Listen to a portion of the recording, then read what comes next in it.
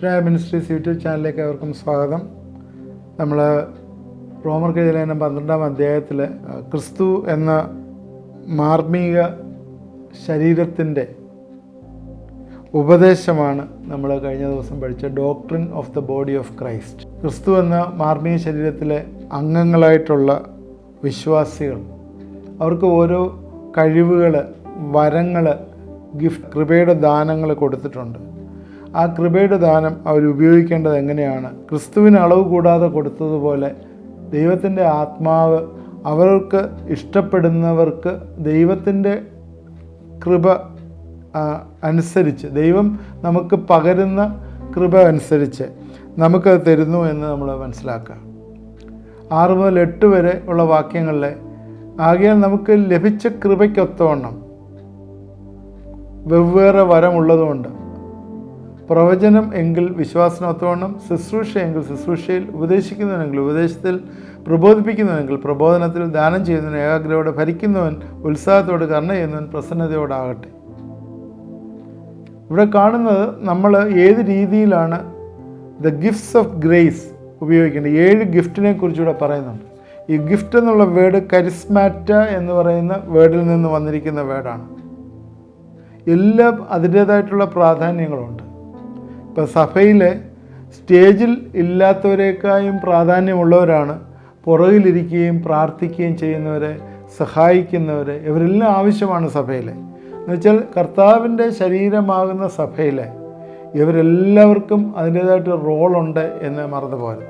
അതുകൊണ്ട് ഒരാൾ പ്രസംഗിക്കുന്നവനേ ഉള്ളൂ, അല്ലെങ്കിൽ ശുശ്രൂഷ ചെയ്യുന്നവൻ ഫ്രണ്ടിൽ നിന്ന് ആളിന് മാത്രമേ ഉള്ളൂ റോള് എന്ന് ഒരിക്കലും ചിന്തിക്കരുത്. എല്ലാവർക്കും അതിൻ്റേതായിട്ടുള്ള റോളുണ്ട്. ദൈവത്തിൻ്റെ സഭയെ സംബന്ധിച്ചിടത്തോളം ദൈവിക ശാക്തീകരണം എന്ന് പറഞ്ഞാൽ ദൈവം എംപവർ ചെയ്യുന്നത്, divine enabling to do the service in the body of Christ. മാർമികമായിട്ടുള്ള യേശുവിൻ്റെ ശരീരം, അതിലെ ശുശ്രൂഷ ചെയ്യുവാനായിട്ടുള്ള ദൈവിക ശാക്തീകരണമാണ് ഈ പറയുന്ന ഗിഫ്റ്റ്സ് ഓഫ് ഗ്രേസ് എന്ന് പറയുന്നത്. കൃപാവരങ്ങളെക്കുറിച്ച് എഫേസ്യർ 4:11-12 നിങ്ങൾ നോട്ട് ചെയ്ത് വെക്കുക. 1 കൊരിന്ത്യർ 12:4 മുതൽ 11 വരെ, 1 പത്രോസ് 4:10-11 വാക്യങ്ങളിലെ കൃപാവരങ്ങളെക്കുറിച്ച് 10-20 കൃപാവരങ്ങളെക്കുറിച്ച് പ്രത്യേകം പറയുന്നുണ്ട്. ബൈബിളിലെ കൃപാവരം ദൈവം നൽകുന്നുവെന്ന് 1 പത്രോസ് 4:11 പറയുന്നു. കൃപാവരം ക്രിസ്തു നൽകുന്ന എഫേസ്യർ 4:7 പറയുന്നു. കൃപാവരങ്ങൾ പരിശുദ്ധാത്മാവ് നൽകുന്നുവെന്ന് 1 കൊരിന്ത്യർ 12:11 പറയുന്നു. അപ്പോഴിത് ത്രിയേക ദൈവം എല്ലാം ചേർന്ന് ചെയ്യുന്ന ഒരു പ്രക്രിയയാണത്. എല്ലാവർക്കും എല്ലാ വരവും ലഭിക്കത്തില്ല. അങ്ങനെ നിങ്ങൾ ചിന്തിക്കരുത്, എല്ലാ വരവും എല്ലാവർക്കും ലഭിക്കണം എന്നില്ല. അതേസമയം വരങ്ങളെല്ലാം ഒരേ സമയം ഒരേ വിധത്തിൽ പ്രവർത്തിക്കത്തുമില്ല. ലഭിച്ച കൃപാവരം അനുസരിച്ച് ശുശ്രൂഷിക്കുക എന്നുള്ളതാണ് ആവശ്യം. എന്നാൽ എല്ലാവർക്കും കൃപാവരമുണ്ട്. നമ്മൾ പ്രത്യേകം ഓർക്കേണ്ടതാണ്, എല്ലാവർക്കും കൃപാവരങ്ങൾ ദൈവം തന്നിട്ടുണ്ട്. സഭയിലെ എല്ലാ അംഗങ്ങൾക്കും പ്രാധാന്യമുള്ളതുപോലെ എല്ലാ കൃപാവരങ്ങൾക്കും പ്രാധാന്യമുണ്ട്. കാരണം ഒരു സഭയിലേക്ക് അത് ദൈവം കൊടുത്തിരിക്കുകയാണ്. എല്ലാവർക്കും അത് കൃപാവരം തന്നിട്ടുണ്ട്. എന്തെങ്കിലും ഒരു കൃപാവരമുണ്ട്. ഒന്നുമില്ലെങ്കിൽ ശുശ്രൂഷിപ്പാനായിട്ടോ സ്നേഹിപ്പാനായിട്ടോ കരുതുവാനായിട്ടോ ഒക്കെയുള്ള കൃപാവരമുണ്ട്. നമ്മളിതിനെക്കുറിച്ച് കുറച്ചും കൂടി താഴോട്ട് വരും. എന്നാൽ പലരും അത് തിരിച്ചറിയുന്നില്ല, അവർക്കൊരു കൃപാവരമുണ്ടെന്ന്. അതെന്താണ് എൻ്റെ കാരണം? തിരിച്ചറിയാത്ത കാരണം it is because of ignorance, അല്ലെങ്കിൽ it is because of negligence. അവർക്കത് അറിയത്തില്ല, അല്ലെങ്കിൽ അവർ ഉപേക്ഷ വിചാരിച്ചു. ഇഗ്നറൻസ് കൊണ്ടും നെഗ്ലിജൻസ് കൊണ്ടും കൃപാവരങ്ങൾ നമുക്ക് പലപ്പോഴും തിരിച്ചറിയുന്നില്ല എന്നുള്ളതാണ്. അതുകൊണ്ട് അതൊരു പ്രാർത്ഥിച്ച് അവർ ജ്വലിപ്പിക്കണം. ഒരുപാട് വരങ്ങൾ ദൈവം കൊടുത്തിട്ടുണ്ട്, അവർ പ്രാർത്ഥിച്ച് ജ്വലിപ്പിക്കണം. 1 കൊരിന്ത്യർ 12, 13, 14 അധ്യായങ്ങളിലെ സ്നേഹത്തെ ആസ്പദമാക്കി ശുശ്രൂഷിക്കണമെന്ന് പറയുന്നുണ്ട്. അത് പ്രത്യേകം പറയുന്നുണ്ട്. 13-ാം അധ്യായത്തിലെ സ്നേഹത്തെക്കുറിച്ച് പറയുന്നുണ്ട്. 12-ഉം 14-ഉം ഇത് പറയുന്നുണ്ട്. രണ്ടിൻ്റെ ഇടയ്ക്ക് സ്നേഹം കൊണ്ടുവന്നിരിക്കുക. സ്നേഹത്തെ ആസ്പദമാക്കിയാണ് ശുശ്രൂഷിക്കേണ്ടത്. അതുപോലെ 1 കൊരിന്ത്യർ 12:4-ഉം 7-ലും പറയുന്നുണ്ട്, പൊതുപ്രയോജനത്തിനായി ഇത് ഉപയോഗിക്കണം. പൊതുപ്രയോജനത്തിനായി ഉപയോഗിക്കണം. സഭയ്ക്ക് ഇന്നും വരങ്ങൾ ദൈവം കൊടുക്കുന്നുണ്ട് ശുശ്രൂഷയ്ക്ക് വേണ്ടി. Authority and ability four ministry depends on the gifts of God. അതായത് ദൈവം തരുന്ന ഗിഫ്റ്റ് അനുസരിച്ചാണ് നമുക്കുള്ളത്. അല്ലാതെ നമുക്കത് ഇന്നത് ഇല്ല, എനിക്ക് ഇന്നത് വേണം എന്ന് ദൈവത്തോട് പറയാനായിട്ട് പറ്റും. പക്ഷേ പറ്റിയാലും ദൈവം അത് എപ്പോഴും നമുക്ക് തരണമെന്നില്ല. അത് പ്രത്യേകം ഓർക്കുക. 1 പത്രോസ് 4:10 ഇതാണ് കൃപാവരങ്ങളെ കൊണ്ട് ഗ്രഹവിചാരന്മാർ അന്യോന്യം ശുശ്രൂഷിപ്പാനായിട്ട് പറയുന്നു. അതുകൊണ്ട് ദൈവകൃപയിൽ നിങ്ങൾക്ക് കിട്ടിയ വരങ്ങളാൽ നിങ്ങൾ അന്യോന്യം ശുശ്രൂഷിക്കുക. 1 കൊരിന്ത്യർ 12:11 പറയുന്നു, താൻ ഇച്ഛിക്കുന്നത് പോലെ അവനവന് പങ്കിട്ട് കൊടുക്കുന്നു. നമ്മളിത് ഉപേക്ഷയായി വിചാരിക്കരുത്. 1 തിമോത്തിയോസ് 4:14 നെഗ്ലക്ട് നോട്ട് ദ ഗിഫ്റ്റ്. ഇതൊരു ഉപേക്ഷയായി വിചാരിക്കാതെ 2 തിമോത്തിയോസ് 1:14 പറയുന്ന പോലെ നമ്മളിത് ജ്വലിപ്പിക്കണം. We should fan it to flame. നമ്മൾ ജ്വലിപ്പിക്കണം. അത് മനസ്സിലാക്കി, നമുക്ക് തന്നിരിക്കുന്ന ഗിഫ്റ്റ് മനസ്സിലാക്കി നമ്മൾ വ്യാപാരം ചെയ്യുകയും നമ്മൾ ശുശ്രൂഷ ചെയ്യുകയും ചെയ്യണം. ദൈവ ശുശ്രൂഷ നമ്മുടെ ഇഷ്ടത്തിനുള്ളതല്ല. പ്രത്യേകം മനസ്സിലാക്കുക. നിങ്ങൾക്കൊരു ഇഷ്ടമുണ്ട്, അതല്ല ദൈവ ശുശ്രൂഷ. ദൈവത്തിൻ്റെ ഇഷ്ടത്തിനാണ് ദൈവ ശുശ്രൂഷ. ശുശ്രൂഷയെങ്കിൽ ശുശ്രൂഷ, ഉപദേശിക്കുന്നതിനുള്ള ഉപദേശം, പ്രബോധിക്കുന്നതിനുള്ള പ്രബോധനം, ദാനം ചെയ്യുന്നവൻ ഏകാഗ്രതയോടെ, ഭരിക്കുന്നവൻ ഉത്സാഹത്തോടെ, കരുണ ചെയ്യുന്നവൻ പ്രസന്നതയോടെ. ഇത്രയും കാര്യങ്ങൾ അവിടെ പറയുന്നുണ്ട്. ഇതിനകത്ത് ആദ്യം തുടങ്ങുന്നത് പ്രവചനമാണ്.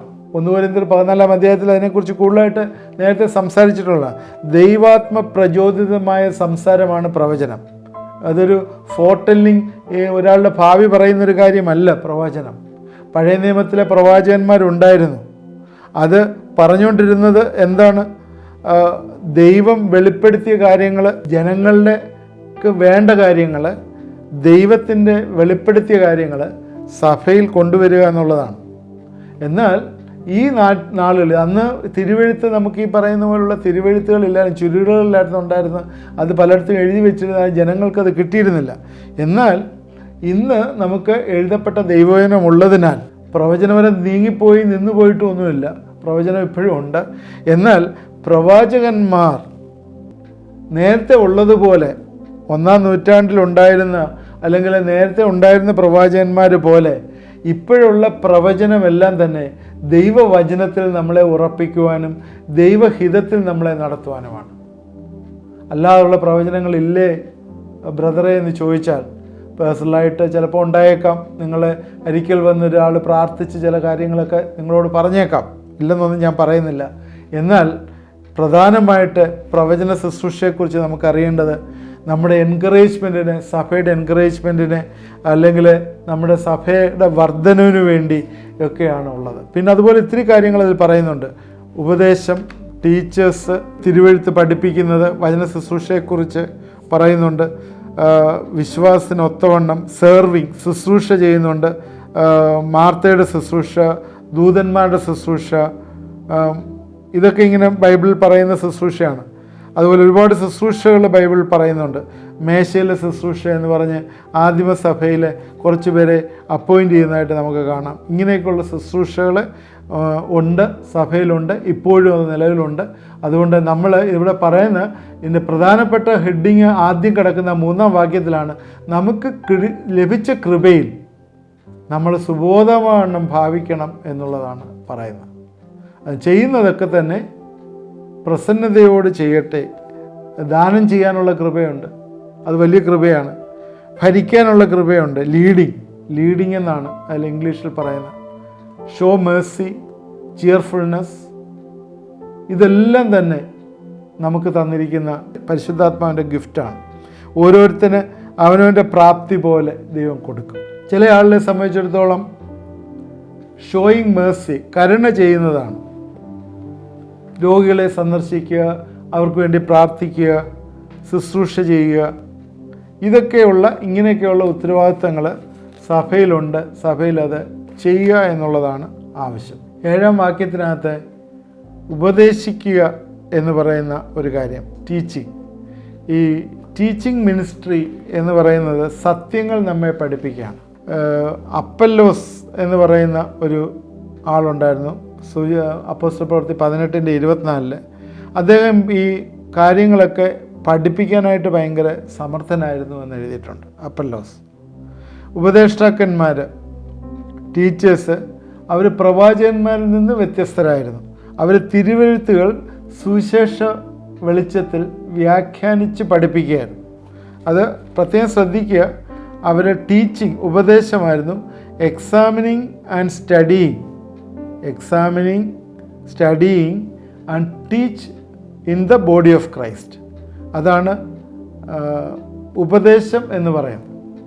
എന്നാൽ പ്രബോധനം എന്ന് പറയുന്നത് അത് ഗിഫ്റ്റ് ഓഫ് എൻകറേജ്മെൻ്റ് ആണ്. നിങ്ങളെ പ്രബോധിപ്പിക്കുക എന്ന് പറഞ്ഞാൽ നിങ്ങൾക്ക് ഒരു എൻകറേജ്മെൻറ്റ് തരിക. നിങ്ങളെ ഒരു സഹോദരനോ ഒരു സഹോദരിയോ നിങ്ങളുടെ അടുത്ത് വന്ന് കുറച്ച് നേരം നിങ്ങളുമായിട്ടിരുന്ന് സ്പെൻഡ് ചെയ്ത് കഴിഞ്ഞാൽ നിങ്ങൾ എൻകറേജ്ഡ് ആയെങ്കിൽ ആ സഹോദരന് ആ സഹോദരിക്ക് ആ ഗിഫ്റ്റ് ഉണ്ട് എന്ന് പറയാം. അല്ലെങ്കിൽ നിങ്ങൾ മുഖാന്തരം നിങ്ങൾ പോയി വേറൊരു സഹോദരനോ സഹോദരിയോടോ കുറച്ച് സമയം സ്പെൻഡ് ചെയ്താൽ ആ വ്യക്തി കുറച്ചുകൂടി എൻകറേജ്ഡ് ആയെങ്കിൽ, ഉണർന്നെങ്കിൽ നിങ്ങൾക്ക് ആ ഗിഫ്റ്റ് ഉണ്ട് എന്ന് തീരുമാനിക്കുക. അതിനെ പ്രബോധിപ്പിക്കുക, ഉപദേശിക്കുക എന്നുള്ളത് നമ്മൾ മനസ്സിലാക്കുക. ഈ ടീച്ചിങ് എന്ന് പറയുന്നത് സത്യങ്ങൾ നമ്മളെ പഠിപ്പിക്കുന്നതാണ്, ടീച്ചിങ് ടു മൈൻഡ്. എന്നാൽ എക്സോർട്ടേഷൻ, പ്രബോധനം എന്ന് പറയുന്നത് it is to your heart, നിങ്ങളുടെ ഹൃദയത്തോടാണ്, നിൻ്റെ ഇച്ഛാശക്തിയോടുള്ള ആഹ്വാനമാണ്. എന്ന് പറഞ്ഞാൽ ഹൃദയത്തോടും വികാരത്തോടും ഇടപെടുന്ന ഒന്നാണ് എക്സോർട്ടേഷൻ എന്ന് പറയുന്നത്. അത് കുറച്ചും കൂടി ഒരു വേറൊരു ലെവലാണ്. ഇമോഷണലി അല്ലെങ്കിൽ മറ്റേത് ബുദ്ധിപരമായിട്ടാണ് നിങ്ങളെ പഠിപ്പിക്കുന്നതെങ്കിൽ ഇമോഷണലായിട്ടും അല്ലെങ്കിൽ നിങ്ങളുടെ ഹാർട്ട് ടു ഹാർട്ടായിട്ടുള്ള ഷെയറിങ്, അവിടെയാണ് എക്സോർട്ട് ചെയ്യുന്നത്. ജീവിതത്തിൻ്റെ ചില അനുഭവങ്ങളൊക്കെ മറ്റുള്ളവരോട് പറയുകയും അവരെ ഉണർത്തുകയും അവരെ ദൈവത്തിലേക്ക് നടത്തുകയൊക്കെ ചെയ്യുന്ന ഒരു സ്റ്റൈലുണ്ടല്ലോ, അതിനാണ് ശരിക്കും പറഞ്ഞാൽ എക്സോർട്ടേഷൻ എന്ന് പറയുന്നത്. വീണ്ടും കൊണ്ട് ദാനം ചെയ്യുക എന്ന് പറയുമ്പോൾ അതും ഒരു ഏകാഗ്രതയോട് ദാനം ചെയ്യണം. സിംഗിൾനെസ് ഓഫ് ഹാർട്ട്, ഞെരുക്കി കൊടുക്കുന്ന ഒന്നല്ല, സ്നേഹം മൂലം ചെയ്യുന്നതാണ്. 2 കൊരിന്ത്യർ 9-ാം അധ്യായത്തിലെ 7-ാം വാക്യത്തിൽ ഏത് രീതിയിൽ നമ്മൾ ദാനം ചെയ്യണം എന്ന് പറയുന്നുണ്ട്. സ്നേഹം മൂലം കൊടുക്കുന്നത് ശരിക്കും ഒരു ആരാധനയാണ്. അതൊരു വർഷിപ്പാണ് കൊടുക്കുന്നത്. Your money, your time, your possession, ഇതെല്ലാം ത്യാഗപരമായി കൊടുക്കാനായിട്ട് ഇവിടെ ആഹ്വാനം ചെയ്യുന്നു. കരുണയുള്ളവൻ, ഇവിടെ അതുപോലെ കരുണയുടെ കാര്യം പറയുന്നുണ്ട്. കരുണ ചെയ്യുന്നവൻ പ്രസന്നതയോടെ ആകട്ടെ. കരുണ ചെയ്യുന്നവനുമുണ്ട്, കരുണ കാണിക്കുന്നവനുമുണ്ട്. യേശുവിൻ്റെ ജീവിതത്തിൽ നമ്മൾ എടുത്തു നോക്കിയാൽ യേശു എവിടെയും കമ്പാഷൻ, കരുണ കാണിക്കുമ്പോഴേ അവിടെയെല്ലാം ഒരു പ്രവൃത്തി വരുന്നതായിട്ട് കാണാം. അവൻ കമ്പാഷനായി കഴിയുമ്പോഴാണ് അവിടെ ഒരു സൗഖ്യം വരുന്നത്. കാരണം അവിടെ പ്രവർത്തിക്കുന്നിടത്തെല്ലാം യേശു കണ്ണുനീർ വാർത്തു എന്ന് പറഞ്ഞപ്പോൾ ലാസർ അതിനുശേഷം അവിടെ ഉയർത്തെഴുന്നേറ്റു. അതുപോലെ യേശു ചെയ്യുന്നിടത്തെല്ലാം തന്നെ ഒരു കമ്പാഷൻ കാണുന്നു, കരുണ ചെയ്യുന്നതായിട്ട് കാണുന്നു. അതുകൊണ്ട് കരുണ ചെയ്യുന്നവൻ അത് പ്രസന്നതയോടാകട്ടെ എന്ന് പറയുന്നു. ഇവിടെ 7 കൃപാവരങ്ങളെക്കുറിച്ച് പറഞ്ഞു. അത് കഴിഞ്ഞിട്ട് 9-ാം വാക്യത്തിലേക്ക് വരുമ്പോഴേ സ്നേഹത്തെക്കുറിച്ച് പറയുകയാണ്. നേരത്തെ 1 കൊരിന്ത്യർ 12-14 ഇടയ്ക്ക് 13 സ്നേഹം വെച്ചതുപോലെ ഇവിടെയും കൃപാവരത്തിന് ശേഷം നേരെ ഇതിൻ്റെ ഇടയ്ക്ക് കൊണ്ട് സ്നേഹം വെക്കുകയാണ്. നമ്മുടെ സമയം ഇവിടെ അവസാനിച്ചതുകൊണ്ട് ഞാൻ ഇത് നിർത്തുകയാണ്. ഇന്ന് പറഞ്ഞുകൊണ്ട് വന്നത് യേശു എന്ന തലയിലെ അവൻ്റെ ശരീരമാകുന്ന സഭയിലെ ഗിഫ്റ്റുകളെക്കുറിച്ച്, കൃപയുടെ ഗിഫ്റ്റ്, അതിനെക്കുറിച്ചാണ് പറഞ്ഞത്. ഗിഫ്റ്റ്സ് ഓഫ് ഗ്രേസ്, അതിനെക്കുറിച്ചാണ് പറഞ്ഞത്. ഓരോരുത്തർക്കും ഓരോ വരങ്ങൾ കൊടുത്തിരിക്കുന്നത്, കൃപാദാനങ്ങൾ കൊടുത്തിരിക്കുന്നത്, അത് സഭയുടെ ആവശ്യത്തിനായിട്ട് യൂസ് ചെയ്യുക, അത് നല്ല രീതിയിൽ ചെയ്യുക എന്നുള്ളതാണ് പറഞ്ഞിരിക്കുന്നത്. അന്നേരം ദ റിലേഷൻഷിപ്പ് വിത്ത് ഇൻസൈഡ്, ഉള്ളിലുള്ളവരോടുള്ള ബന്ധം, സഭയിലുള്ളവരോട് ബന്ധമായിട്ട് ബന്ധപ്പെട്ടാണ് ഇത് പറഞ്ഞത്. നമ്മൾ ഏത് രീതിയിലാണ് നമ്മുടെ കൃപാവരങ്ങൾ യൂസ് ചെയ്യുന്നതെന്ന് ചിന്തിക്കുക. പ്രത്യേകിച്ചും കൃപാവരങ്ങളില്ലാത്തവർ അത് കണ്ടുപിടിക്കാനായിട്ട് പ്രാർത്ഥിക്കുക. 1-2 വാക്യങ്ങളുണ്ടായിരുന്നു, ഞാനത് വായിച്ച് കേൾപ്പിച്ചില്ല, നേരത്തെ പറഞ്ഞിരുന്നില്ല. കൃപാവരങ്ങളെ നമ്മൾ ജ്വലിപ്പിക്കണം. അതുപോലെ തന്നെ കൃപാവരങ്ങൾ, ദൈവം തന്നിരിക്കുന്ന കൃപാവരങ്ങൾ നമ്മൾ ജ്വലിപ്പിക്കുന്നതിനോടൊപ്പം തന്നെ നമ്മളത് ഉപേക്ഷയായി വിചാരിക്കരുത്. ഉപേക്ഷയായി വിചാരിക്കാതെ നമ്മൾ കൃപാവരങ്ങളെ ജ്വലിപ്പിക്കണം എന്ന ദൈവത്തിൻ്റെ വചനത്തിലുള്ളത് ഈ തരണത്തിൽ ഓർക്കുകയാണ്. നമുക്ക് പ്രാർത്ഥിക്കാം. ദൈവമായ കർത്താവേ, നിൻ്റെ കരങ്ങളിലേക്ക് ഞങ്ങളെല്ലാം സമർപ്പിച്ച് പ്രാർത്ഥിക്കുന്നു. ക്രിസ്തുവിലെ ഒരു ശരീരമായിട്ട് ഞങ്ങൾ ഇരിക്കുന്നതുകൊണ്ട് കർത്താവേ, ആ ചർച്ചിൻ്റെ യൂണിറ്റിക്ക് വേണ്ടി ഞങ്ങളെ പ്രാർത്ഥിക്കുകയാണ്. കർത്താവേ, ഈ ദിവസങ്ങളിൽ ഞങ്ങൾക്ക് തന്നിരിക്കുന്ന കൃപാവരങ്ങൾ വിശ്വാസത്തിനൊത്തവണ്ണം കർത്താവെ നീ ഞങ്ങൾക്ക് ദാനമായി തന്നിരിക്കുകയാണ്. അത് ഞങ്ങൾ യൂസ് ചെയ്യുവാനായിട്ട്, ശുശ്രൂഷയ്ക്ക്, എൻകറേജ്മെൻറ്റിന്, അതുപോലെ ലീഡിങ്ങിന് കർത്താവെ കരുണ കാണിപ്പാനായിട്ട് സഭയിലുള്ളവരോട് കർത്താവെ ചേർന്ന് നിന്ന് പ്രസന്നതയോടെ അത് യൂസ് ചെയ്യപ്പെടുവാനായിട്ട് കർത്താവെ നീ സഹായിക്കണമേ, ഇടവരുത്തണമേ എന്ന് പ്രാർത്ഥിക്കുന്നു. ദൈവമേ, നിൻ്റെ കരങ്ങളിലേക്ക് സമർപ്പിക്കുന്നത് കണ്ടുകൊണ്ടിരിക്കുന്ന പ്രിയപ്പെട്ടവരെ നിൻ്റെ കരങ്ങളിലേക്ക് സമർപ്പിച്ച് പ്രാർത്ഥിക്കുന്നു. കർത്താവെ, തീരാ ദുഃഖത്തിലെ വ്യഥയിലായിരിക്കുന്ന, വേർപാടിൻ്റെയൊക്കെ ദുഃഖത്തിലിരിക്കുന്ന പ്രിയപ്പെട്ടവരിത് കാണുന്നു. ദൈവമേ, നീ ആശ്വാസം കൊടുക്കുകയും സഹായിക്കുകയും ചെയ്യണമെന്ന് പ്രാർത്ഥിക്കുന്നു. അതുപോലെ കർത്താവെ, പണത്തിൻ്റെ ഞെരുക്കത്തിൽ ചില കാര്യങ്ങൾ നടക്കാതെ ഇരിക്കുന്ന ചില വ്യക്തികളെ ഇത് ശ്രദ്ധിക്കുന്നു. വലിയ ദുഃഖത്തിലായിരിക്കുന്ന കർത്താവെ, ഞങ്ങളെ പ്രാർത്ഥിക്കുന്നു. കർത്താവെ, അവരുടെ ഹൃദയത്തിലെ ആഗ്രഹങ്ങളെ സാധിപ്പിച്ചു കൊടുക്കണമേ. ദൈവമേ, അവരുടെ പ്രാർത്ഥനകളെ കേൾക്കി ഉത്തരം കൊടുക്കുകയും ചെയ്യണമേ. അറിയാത്ത വഴികളിൽ നിന്ന് കർത്താവെ നീ അവരെ അനുഗ്രഹിക്കണമേ, ലോകത്തിലെ നന്മകളാൽ അനുഗ്രഹിക്കണമേ എന്ന് പ്രാർത്ഥിക്കുന്നു. ഞങ്ങൾ വരെ പ്രത്യേകം ദൈവരങ്ങളിലേക്ക് ഏൽപ്പിച്ച് പ്രാർത്ഥിക്കുന്നു. ഈ ദിവസങ്ങളിൽ കർത്താവെ ക്രിസ്തുവിനെ സ്നേഹിക്കുവാനും സന്തോഷത്തോട് ജീവിപ്പാനും കർത്താവെ ഇടവരുത്തുകയും സഹായിക്കുകയും ചെയ്യണമെന്ന് പ്രാർത്ഥിക്കുന്നു. ആവശ്യങ്ങളിലെല്ലാം കർത്താവെ തുണയായിരിക്കുകയും സഹായിക്കുകയും ചെയ്യണമേ. പ്രാർത്ഥന കേട്ടോർത്ത് സ്തോത്രം. യേശുക്രിസ്തുവിൻ്റെ നാമത്തിൽ പ്രാർത്ഥിക്കുന്നു, കേൾക്കുമാറാണമേ. ആമേൻ. ഇത് കണ്ടുകൊണ്ടിരുന്ന പ്രിയപ്പെട്ടവരെ ദൈവം അനുഗ്രഹിക്കട്ടെ. തുടർന്ന് ഇത് വാച്ച് ചെയ്യണം. നമ്മൾ റോമർക്ക് ലേഖനം 12-ാം അധ്യായത്തിലാണ് നിൽക്കുന്നത്. നമ്മൾ അത് ഒരു 2-3 എപ്പിസോഡ് കൊണ്ട് തീർക്കാമെന്ന് വിചാരിക്കുന്നു. തുടർന്ന് ഇത് വാച്ച്ഫുള്ളായിരിക്കുക, നോട്ട്സ് പ്രിപ്പയർ ചെയ്യുക, നിങ്ങളുടെ ഫ്രണ്ട്സിന് ഷെയർ ചെയ്ത് കൊടുക്കുക. പ്രയർ റിക്വസ്റ്റ് ഉണ്ടെങ്കിൽ ആ വാട്സാപ്പ് നമ്പറിൽ അയച്ചു തരിക. ദൈവം നമ്മളെ എല്ലാവരെയും അനുഗ്രഹിക്കുമാറാകട്ടെ.